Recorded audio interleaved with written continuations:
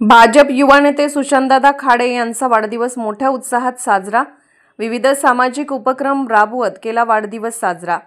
भारतीय जनता पक्षाचे युवा नेते, माजी पालकमंत्री व विद्यमान आमदार डॉ. सुरेशभाऊ खाडे यांचे सुपुत्र माननीय सुशांतदादा खाडे यांचा वाढदिवस विविध सामाजिक उपक्रम राबवून मोठ्या उत्साहात साजरा करण्यात आला।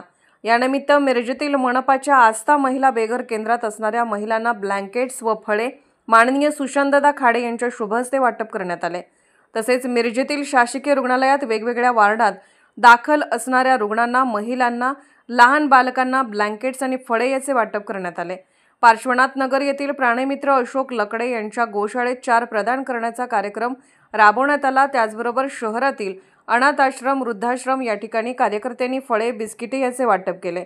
या सर्व उपक्रमामध्ये भाजप मिरज विधानसभा क्षेत्रातील सर्व पदाधिकारी, महिला व युवा पदाधिकारी, विविध मोर्चा व आघाड्यांचे पदाधिकारी, कार्यकर्ते मोठ्या संख्येने उपस्थित होते।